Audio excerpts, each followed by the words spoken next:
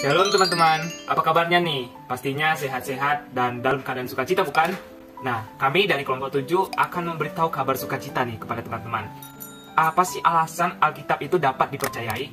Lalu, bagaimana kita bisa mempercayai Alkitab sebagai firman Allah, sedangkan kita mengetahui nih bahwa Alkitab ditulis oleh manusia?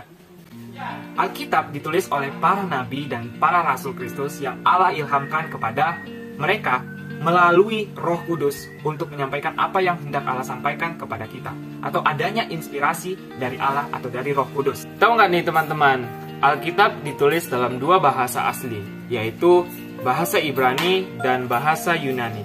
Bahasa Ibrani pada Perjanjian Lama dan bahasa Yunani dalam Perjanjian Baru. Namun sekarang Alkitab sudah diterjemahkan ke dalam berbagai bahasa di dunia ini. Nah, menjadi pertanyaannya sekarang adalah, apakah kebenaran Alkitab masih bertahan atau mengalami kekeliruan ketika menerjemahkannya? Hal ini merujuk pada teori ineransi. Oleh sebab itu, jelas bahwa Alkitab merupakan firman Allah yang benar dan bukan sebuah kepalsuan. Karena di dalam 2 Timotius 3 ayat 16 jelas dikatakan bahwa all scripture is God-breathed, atau segala tulisan, yaitu firman, diilhamkan oleh Allah kepada penulis melalui Roh Kudus. Terkait hal ini, ada beberapa poin kebenaran yang akan kami sampaikan. Yang pertama, Tuhan itu tidak mampu mengilhami kepalsuan, yaitu bahwa firman-Nya sepenuhnya benar dan dapat dipercaya. Yang kedua, Tuhan adalah sumber utama dari Alkitab.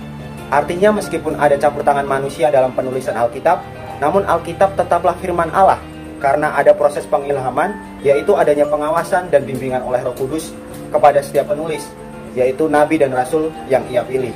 Lalu, bagaimana sih setiap kita bisa memahami isi dari Alkitab?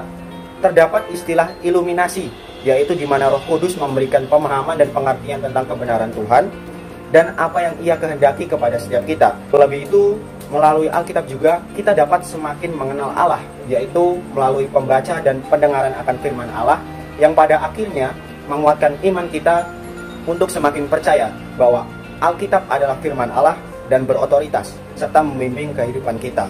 Di dalam Alkitab, kita dapat mengenal atribut Allah. Atribut Allah adalah kesempurnaan dari esensi Allah yang dinyatakan melalui berbagai manifestasi historis. Secara garis besar, Allah memiliki dua atribut, yaitu communicable dan incommunicable. Yang pertama, communicable. Communicable merupakan atribut-atribut Allah yang dapat dikomunikasikan kepada manusia, dan atribut itu juga dimiliki oleh manusia, namun tidak memiliki kapasitas yang sama dengan Allah. Selanjutnya, bagaimana ya manusia dapat mengetahui keberadaan Allah? Manusia dapat mengetahui keberadaan Allah salah satunya adalah melalui wahyu khusus yang dinyatakan Allah kepada manusia, yaitu melalui Yesus Kristus dan juga Alkitab. Melalui Alkitab, kita dapat semakin mengenal Allah melalui atribut yang Allah miliki, namun juga manusia dapat memilikinya. Atribut inilah yang disebut dengan atribut yang dapat dikomunikasikan kepada manusia atau communicable attribute. Salah satu contoh atribut yang dapat dikomunikasikan kepada manusia yaitu pengetahuan. Kita ketahui bersama bahwa pengetahuan Allah dengan pengetahuan manusia sangatlah berbeda. Namun, melalui ini juga Allah menunjukkan dan menyatakan manusia untuk mampu memiliki pengetahuan yang dalam untuk semakin mengenal Allah. Implikasinya secara langsung di dalam kehidupan kita, ketika kita memiliki pengetahuan yang semakin luas, maka pengetahuan tersebut harus didasari dengan takut akan Tuhan, seperti yang tertulis di dalam Amsal 1 ayat 7. Atribut yang kedua yaitu incommunicable.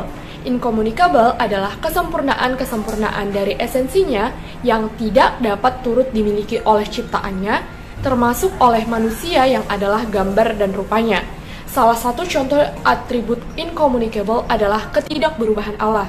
Allah tidak berubah dan tidak akan pernah berubah, tertulis di dalam Mazmur 102 ayat 26 sampai dengan 28. Dari sini kita bisa melihat bagaimana melalui atribut yang dimiliki oleh Allah, kita boleh semakin mengenal Allah.